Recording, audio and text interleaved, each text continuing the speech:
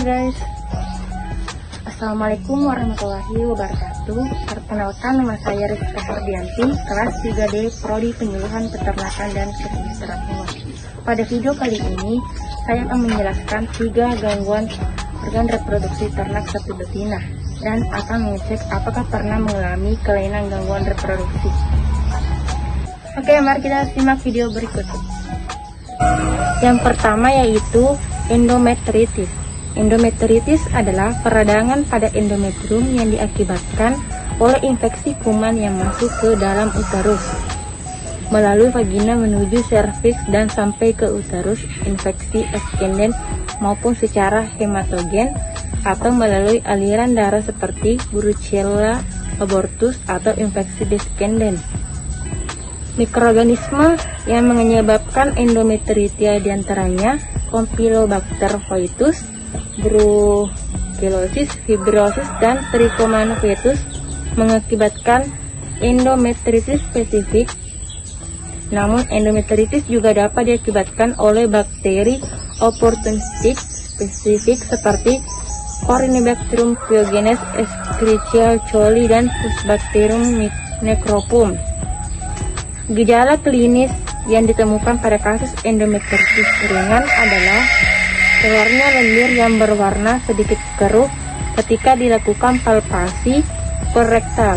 Sedangkan gejala klinis yang ditemukan pada kasus endometritis berat adalah keluarnya lendir yang berwarna keruh yang kental dari vagina dan menggantung dari area vulva, dan setelah ovarium diperiksa tidak ada kelainan. Pencegahan terhadap kasus ini dapat dilakukan dengan tujuan untuk mencegah terjadinya infeksi uterus seperti kebersihan alat yang digunakan pada saat menangani kelahiran, sanitasi kandang, dan pelaksanaan IB yang aseptis. Sebaiknya sebelum diberikan antibiotika, dilakukan perbaikan sirkulasi darah di uterus dengan pemberian antiseptika ringan atau air hangat. Yang kedua yaitu hipofungsi.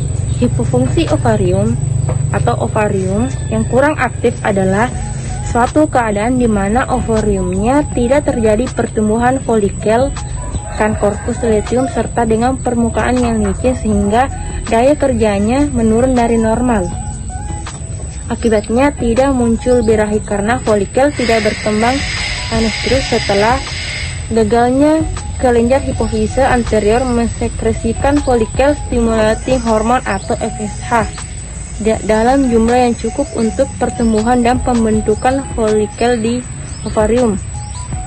Secara klinis, yang lebih menonjol pada sapi yang menderita hipofungsi ovarium adalah tidak adanya gejala birahi, masih rendahnya kesadaran akan nutrisi ternak, serta lamanya masa laktasi dan pemeliharaan pedet membuat kondisi hipofungsi ovarium paling banyak ditemukan di Jawa Tengah.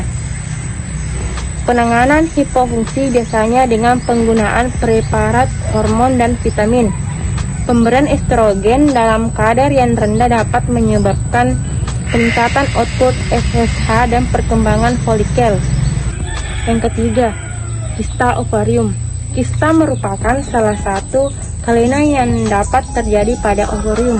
Terdapat 2 jenis kista yang sering diderita hewan betina, yaitu kista folikuler dan kista luteal.